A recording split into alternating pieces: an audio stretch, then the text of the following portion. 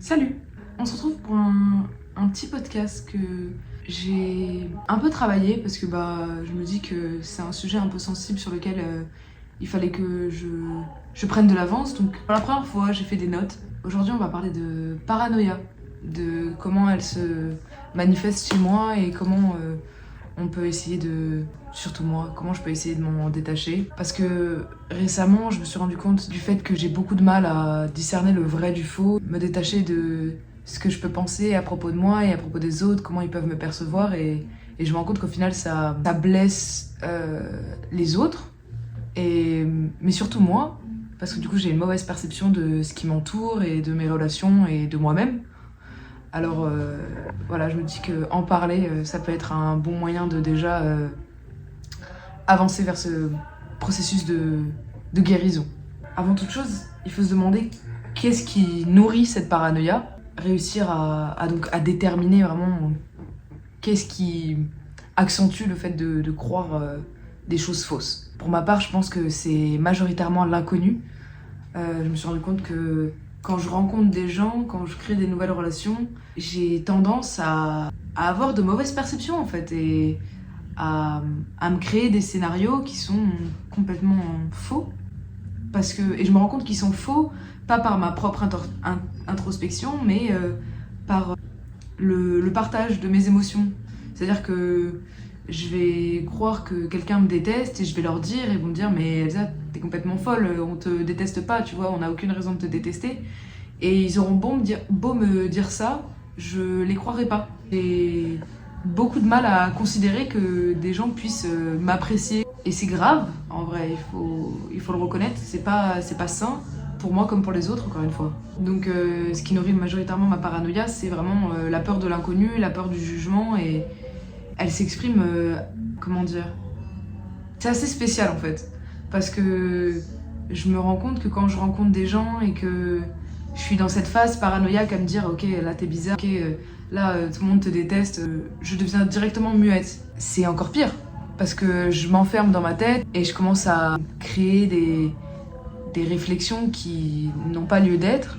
La meilleure façon de les détruire, c'est donc toujours d'en parler, mais vu que j'ai une peur du jugement vis-à-vis de mes émotions, c'est assez compliqué pour moi de m'ouvrir. Donc je me retrouve vraiment seule avec mes pensées. Donc la solitude, c'est un gros fléau de cette paranoïa, parce que on n'a jamais raison quand on est seul. Dixit Durkheim. Alors il faut absolument s'appuyer sur son entourage pour essayer de détruire cette paranoïa à mon goût. Moi je parle de ça mais je suis pas du tout diagnostiquée et j'ai regardé pas mal d'articles sur le fait que la psychose et la schizophrénie, et ça peut avoir pas mal de liens aussi avec l'autisme. Moi j'ai beaucoup de doutes sur le fait à être sur le spectre de l'autisme, en tout cas neurodivergent, parce que même si je suis pas diagnostiquée, je reconnais, et à force de me documenter, que je suis sur un espèce de spectre. Bref, je m'égare. Donc comment ma paranoïa elle s'exprime? Déjà donc par ce mutisme, se taire et de juste écouter. Moi je suis un grand listener. Je suis pas l'ami qui va le plus parler et se mettre en avant et qui va aller vers les autres pour parler, mais souvent une fois que je suis en train de parler, en tout cas, je peux être un vrai moulin à parole. Et quand je suis ce moulin à parole, je vais avoir des pensées par la suite, ou alors je vais me taire, je vais me faire taire parce que je me trouve ridicule à parler de mes émotions, à partager tout ça, et c'est triste en vrai parce que je m'empêche d'exister. Je me restreins beaucoup par peur que mes mots, mes émotions soient utilisées contre moi, parce que ça m'est pas mal arrivé par le passé. Et donc c'est dur de renouer avec les gens quand des gens dans ton passé t'ont un peu utilisé, un peu trahi, et à propos de ce que t'as pu leur partager. C'est dur de réaliser et d'admettre que pas tout le monde est comme les personnes que t'as pu rencontrer dans ton passé en fait. Ça peut sembler logique, ça peut sembler bête à dire, mais c'est parfois compliqué de refaire confiance. C'est là où je pense que la paranoïa peut aussi grandir, c'est que on est focalisé sur ce qu'on a vécu et on a du coup du mal à créer de nouvelles choses, et on s'enferme dans notre passé et on pense que c'est ça la réalité absolue, genre. En vrai, c'est à mon goût un peu humain de se baser sur ses expériences passées pour se préparer au futur. Mais en même temps, c'est la pire chose à faire parce que toutes les relations qu'on crée, qu'elles soient amicales ou professionnelles ou amoureuses, elles sont divergentes. Tout est divergent dans la vie et il faut s'ouvrir à ça. Et j'essaye de m'appliquer la phrase de Pascal qui dit que je ne sais qu'une chose, c'est que je ne sais rien, pour justement me pousser à la découverte. Quand ma paranoïa est en jeu, j'ai vraiment un grand sentiment de vulnérabilité. Et donc c'est dur pour moi de justement aller vers cette découverte parce que je crois que l'inconnu me met vraiment dans un stress, une anxiété de fou et donc ça prend le dessus sur ma volonté à justement découvrir parce que j'adore parler avec les gens, j'adore comprendre comment ils deal avec ça en fait, comment vous faites pour gérer votre humanité, votre vie en règle générale. Et parce qu'on est tous dans le même bateau au final. On est tous sujets à affronter des batailles un peu similaires parce que justement on passe tous par là quoi. On est tous humains, on est tous reliés d'une façon ou d'une autre. Pour revenir sur ma paranoïa, j'ai noté ce mot qui me parle beaucoup, c'est l'irrationalité. C'est toutes ces pensées négatives, elles sont irrationnelles, qui est contraire à la raison, qui est inaccessible à la raison et qui est en dehors du domaine de la raison ou qui s'y oppose. Qu'est-ce qui est rationnel? C'est ce qui se rattache à la réalité, à la logique. Et donc si tes pensées elles sont irrationnelles, ça veut dire que tu es incohérent avec toi-même. C'est-à-dire que dans mon cas, il faut que j'admette que autour de moi, il y a des gens qui m'aiment, qui comptent sur moi, qui m'apprécient pour ce que je suis et ce que je leur donne, sans penser qu'ils font ça dans un but, je sais pas, par m'utiliser ou quoi. C'est là où la paranoïa prend le dessus, c'est que tu vas croire que les gens t'aiment, les gens te font des compliments, les gens te font des câlins, des avances, juste des attentions particulières dans le simple but de se moquer de toi, t'utiliser ou parler dans ton dos ou utiliser tes émotions contre toi, tu vois. C'est malsain en fait. C'est malsain de pas faire confiance aux autres alors que toi tu les aimes. Alors comment tu te sentirais si ces gens-là considéraient que tu les aimes pas réellement? Ça te blesserait au final de croire que les gens que tu aimes, enfin, de considérer que les gens que tu aimes ne considèrent pas ton amour. Il faut pas agir avec les autres comme tu aimerais pas qu'on agisse avec toi. Ce sentiment de vulnérabilité et cette irrationalité, elle vient du fait que j'ai une fausse ou une mauvaise perception en fait des autres, mais aussi de moi. Si j'étais à l'aise avec qui je suis, si je me faisais vraiment confiance, j'aurais pas ce doute que les autres m'aiment réellement. Et le fait est que ne pas avoir confiance en soi donne pas envie aux autres, je crois, de te faire confiance du coup. Ça peut instaurer justement un sentiment de pitié. Et le fait est que je parle de paranoïa alors que je suis pas encore tout à fait guérie de ça, mais je pense que en parler c'est justement un bon moyen d'aller de l'avant. En tout cas, déjà admettre une chose, admettre que tu es faible, que tu as un comportement qui dérive de la norme, c'est déjà selon moi un pas vers la guérison.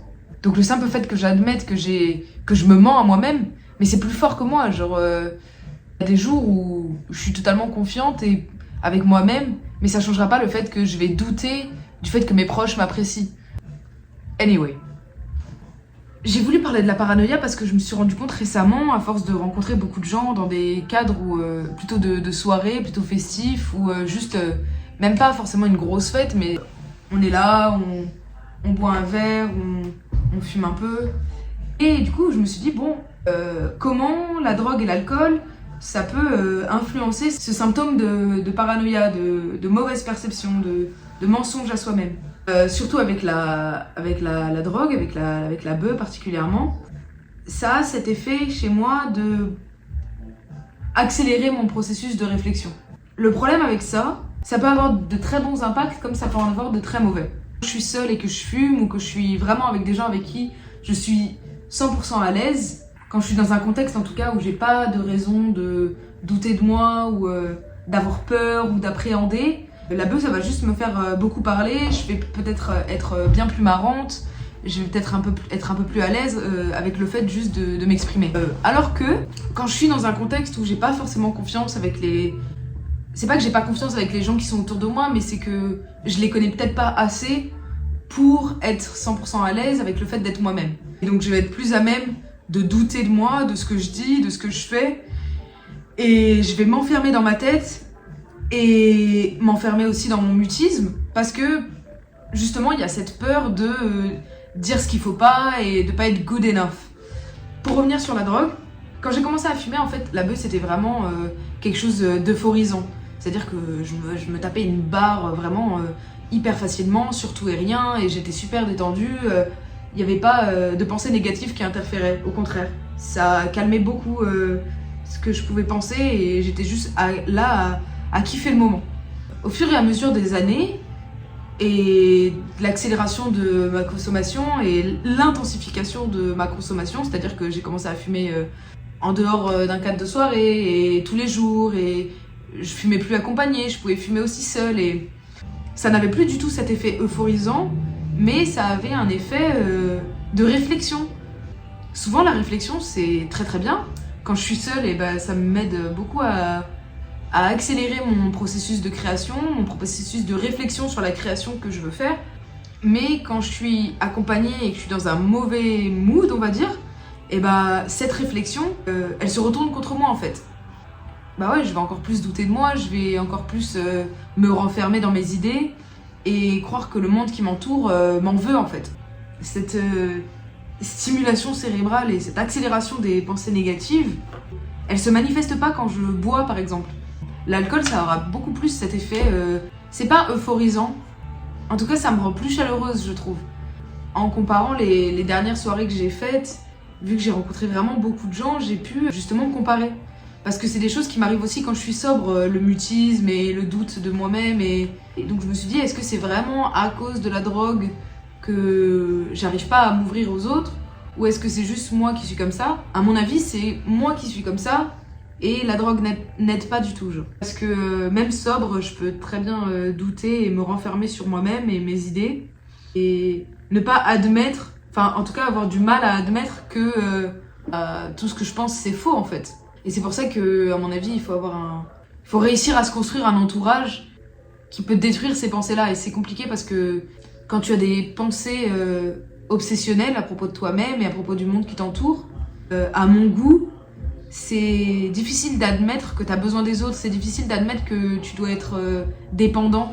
J'ai l'impression que quand on a ce symptôme-là, on a tendance à vouloir toujours s'en sortir par soi-même. Parce que justement, on a peur de perdre tout le monde qui est autour de nous. On se dit, bon, bah, il faut que je me débrouille par moi-même dans le cas où je me retrouve seule un jour dans ma vie, genre. C'est là où c'est compliqué, en fait. Parce que tu vas vouloir te débarrasser des choses négatives par toi-même, mais on a besoin des autres comme les autres ont besoin de nous, et il faut l'admettre, en fait. Il faut réussir à admettre qu'il faut faire la paix avec soi et avec les autres. Et pour faire la paix avec soi, t'as besoin d'être entouré parce que c'est les autres qui vont te donner de la confiance en toi. C'est une poignée de main constante. Parce qu'encore une fois, on traverse tous des moments de doute parce qu'on a chacun notre façon d'être, nos émotions et notre sensibilité. C'est là où c'est beau en fait. L'humanité, c'est que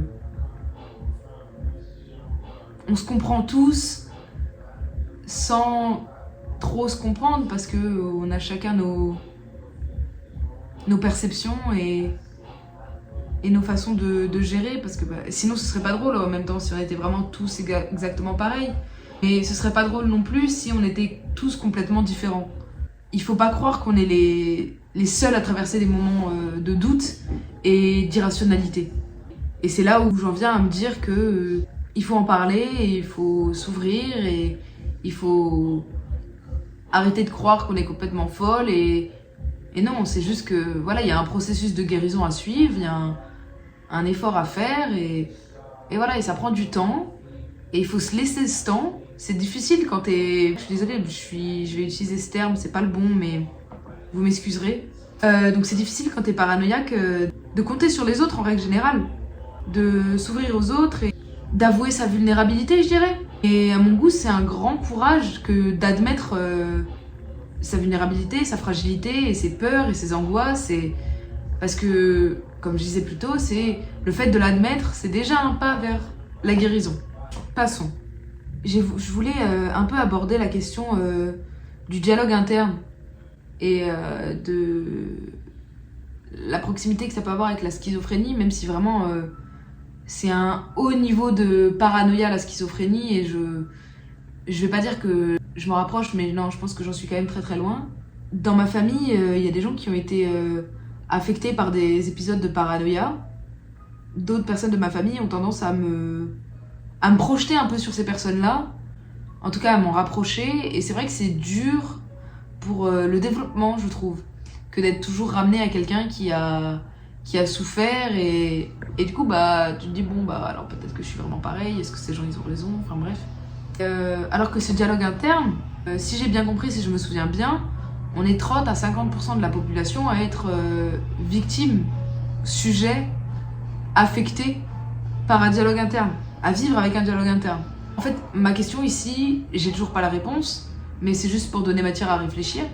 Comment on fait le parallèle, comment on discerne si on est doté d'un dialogue interne ou si on a une psychose, si on a un trouble que ce soit de schizophrénie, de paranoïa ou d'autisme, parce que l'autisme et la psychose s'avèrent parfois être très très proches, et donc c'est dur parfois pour certains médecins, de ce que je lisais, de discerner si le patient est atteint de schizophrénie, de paranoïa, ou bien si c'est une part de son autisme qui l'amène à avoir de fausses perceptions.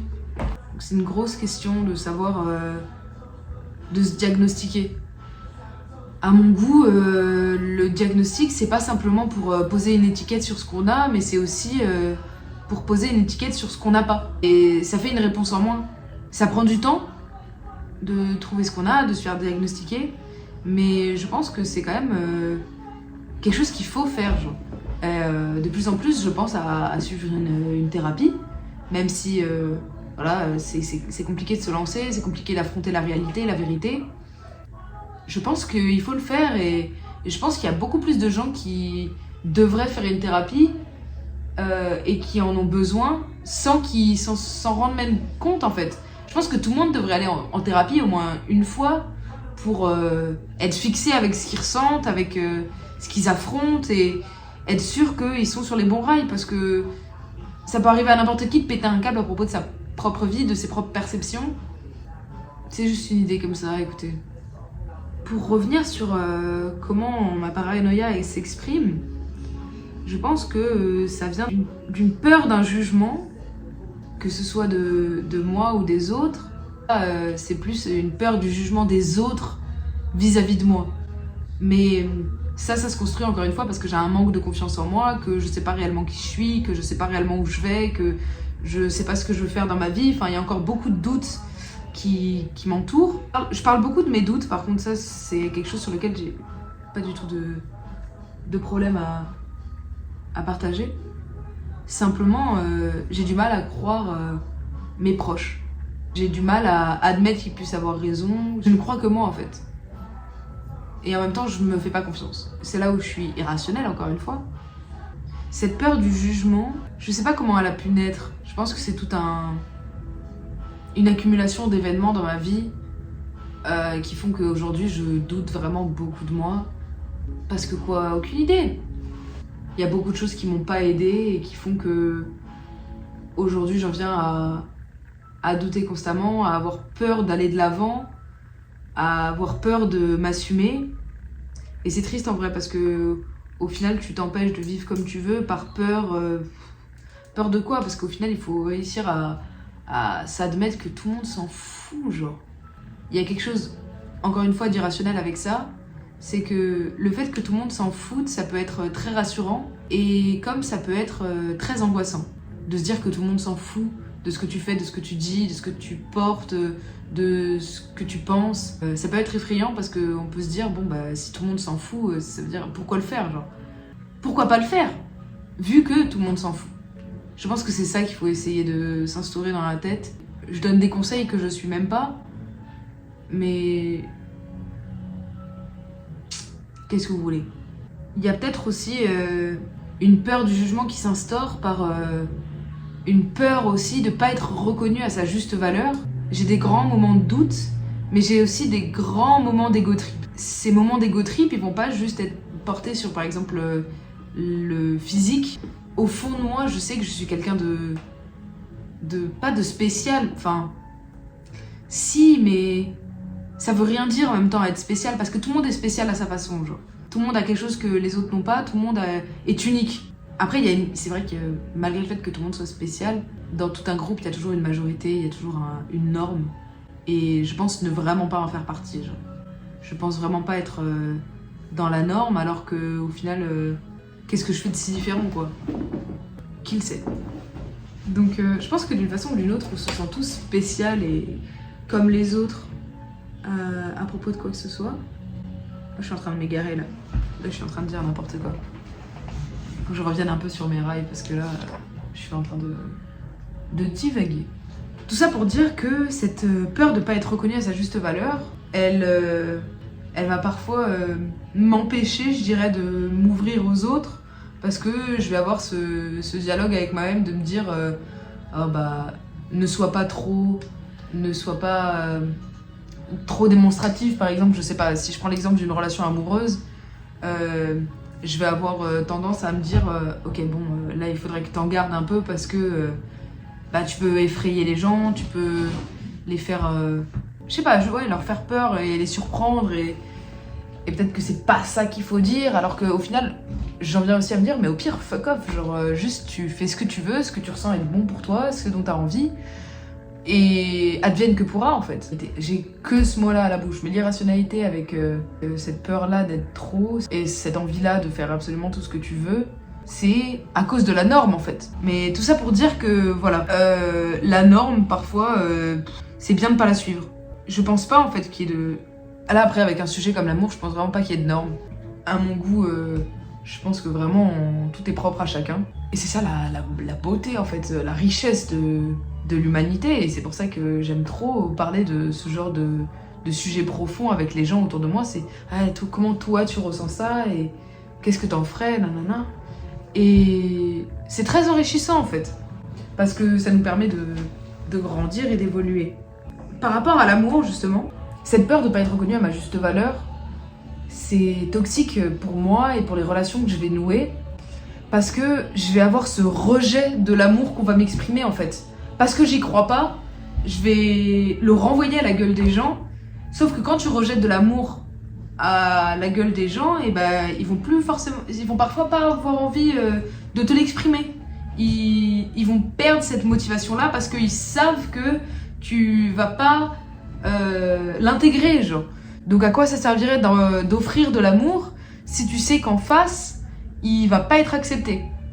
Et en même temps, si tu t'entoures des bonnes personnes et qui savent que tu doutes de toi, ils vont continuer à te donner de l'amour malgré le fait qu'ils savent que tu doutes de toi, et donc tu vas le rejeter. Parce qu'ils savent que tu doutes de toi, ils vont dire non, j'abandonne pas, je veux que tu comprennes que je t'aime, que je tiens à toi, et que tu as pas de raison d'en douter.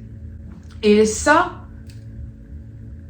c'est ce qu'il faut. Ça c'est des bonnes personnes. Il faut s'entourer de ces gens-là qui vont pas... Bon après, moi personnellement, quand je pense à ces gens-là, je crois toujours qu'ils me détestent, malgré le fait qu'ils m'aient exprimé 1000 fois leur amour. On en parle, mais on n'est pas tout à fait guéris, hein, pas du tout, genre. C'est ça qui est encore une fois irrationnel, c'est que putain, j'aime ces gens, je suis trop contente de les avoir dans ma vie, et je crois que j'ai un doute par rapport à l'amour qu'ils m'apportent, qu'ils évoquent vis-à-vis de moi.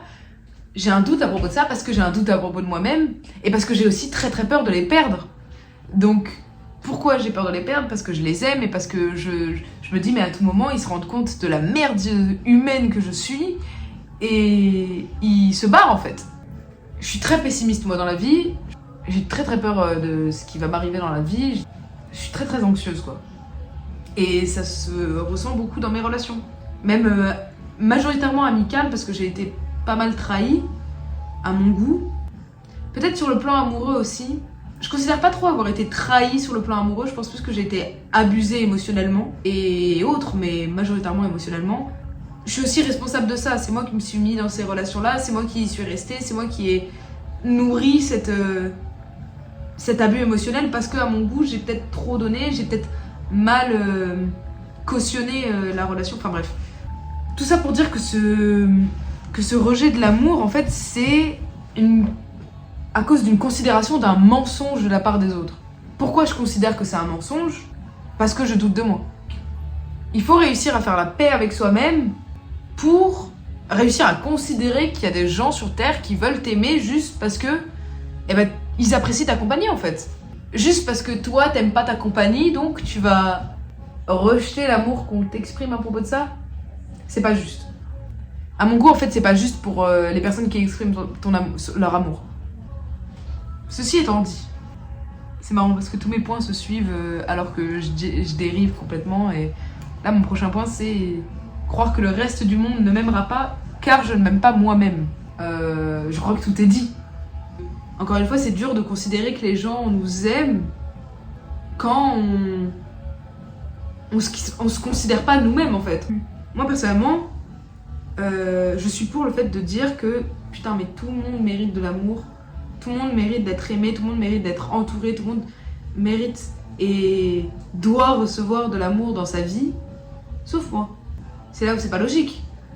Elsa, tu fais partie de tout le monde, genre. Oui mais nanana nanana.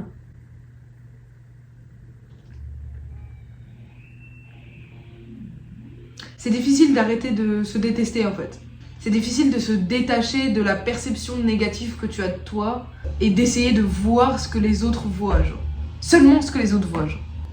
Essayer d'arrêter de se rattacher à ce que toi tu penses de toi-même et faire la paix avec toi-même grâce aux autres. C'est là où moi j'aime pas être dépendante des autres et donc il y a ce rejet en fait. Le problème majoritaire à mon goût du fait de pas considérer, pas accepter, pas admettre que des gens puissent m'aimer et m'apprécier pour ce que je suis et ce que je leur donne. Une difficulté à se laisser aimer et du coup à rendre cet amour. Et ça pousse juste à la solitude en fait. Et on n'est pas fait pour vivre seul. On est une société, on est même acteur de plusieurs sociétés. Il faut absolument se créer un entourage pour survivre, genre. On est fait pour vivre en communauté. Mais ça interfère avec un podcast que je veux faire plus tard, c'est justement à propos de mon incapacité à aimer, genre. Là, je parle vraiment de pur amour. Je ressens actuellement que je ne peux plus donner de l'amour à quelqu'un, genre. Je me sens pas comme possiblement tomber amoureuse, ça fait... Et pourtant, j'ai essayé dans le passé, j'ai réessayé de tomber amoureuse et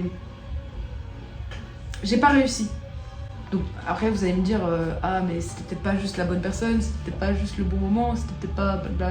Il y a 1000 arguments à donner à propos de ça. L'amour ça me gêne genre. Et pour autant j'exprime de l'amour d'une façon ou d'une autre, que ce soit dans des attentions physiques ou je sais pas des services. Moi un de mes love language c'est rendre des services. Me sentir utile quoi.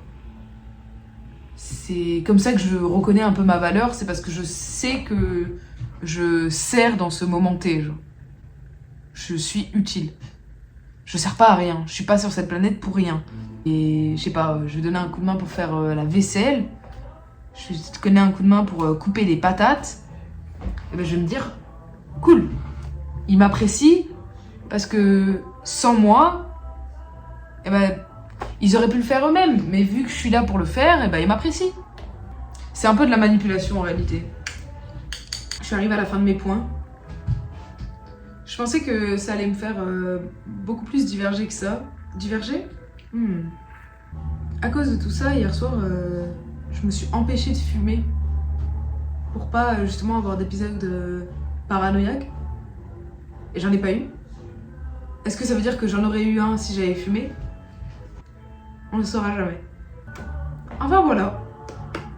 J'ai aucune réponse à toutes les questions que j'ai pu me poser sur le fait de comment atténuer ma paranoïa quand je fume ou comment réussir à me laisser aimer, il faut juste se mettre dans l'action en fait à mon goût. Genre.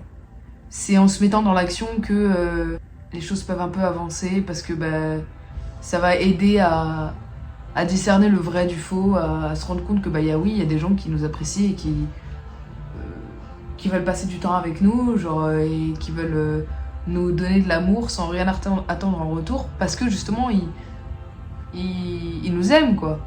Qu'est-ce qu'ils aiment? On sait pas. On aimerait bien le savoir et c'est pour ça qu'on pose 1000 questions et que on est putain de chiant et que on devient fou avec ça et qu'on est là tous les 36 secondes à dire t'es sûr que tu me détestes pas encore?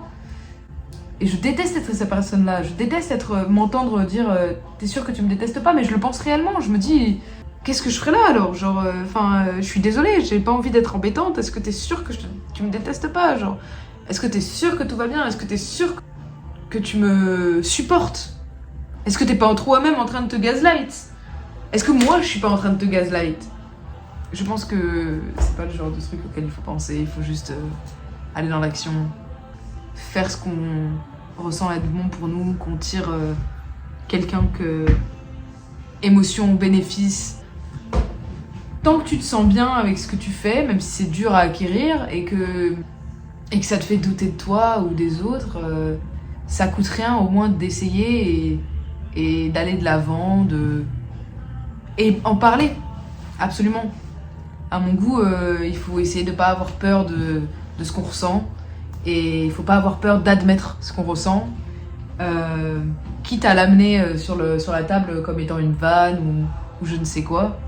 Je pense que c'est toujours bien de tant qu'on le peut en parler avec nos proches pour que justement ils puissent être là à détruire tous tes soupçons parce que c'est entre grands guillemets malheureusement à quoi ils servent. On s'entoure de gens qui nous aiment pour justement réussir à s'apprécier aussi parce que tout le monde passe par des étapes où ils se détestent à mon goût. Tout le monde doute de soi à un moment donné, tout le monde a peur, tout le monde se ressent comme incapable à être aimé, enfin je sais pas comment dire ça, mais il faut essayer de pas s'enfermer dans le fait de croire qu'on est tout seul à ressentir ce qu'on ressent. Et je pense que je vais terminer là-dessus parce que on est tous ensemble dans la même merde, voilà. Donc si j'ai un conseil à donner, c'est vraiment communiquer, genre. Autant que vous le pouvez, même si c'est avec vous-même. Moi j'ai commencé à évoquer tous mes soupçons comme ça en faisant des podcasts avec mon journal pour pas les garder avec moi. Faut pas garder ces pensées négatives avec soi, il faut essayer de justement les vider, les projeter, même si en les projetant ça peut les alimenter. Il faut absolument essayer de mettre des mots sur ce qu'on ressent et après y réfléchir, en se dire ok, maintenant que je sais ce que je ressens et maintenant que j'ai une petite idée de ce que je ressens, comment je fais pour m'en séparer, c'est un long processus, genre je dis pas que ça va se régler en 5 minutes ou en 49, 1 heure, non. C'est un exercice d'une vie en fait. Et il se peut, je vais peut-être sonner pessimiste, mais il se peut qu'on se débarrasse jamais de ces pensées-là et c'est pas grave. Il faut réussir à faire la paix avec soi-même, à se dire que c'est pas grave. Et douter, c'est pas si mal parce que ça veut dire que tu vas toujours essayer de donner le meilleur de toi-même. Ça veut toujours dire que tu vas aller de l'avant et que tu vas essayer de te battre pour prouver que t'es mieux que ce que tu penses. Et ça, c'est une méthode, c'est une façon de penser de winner, non?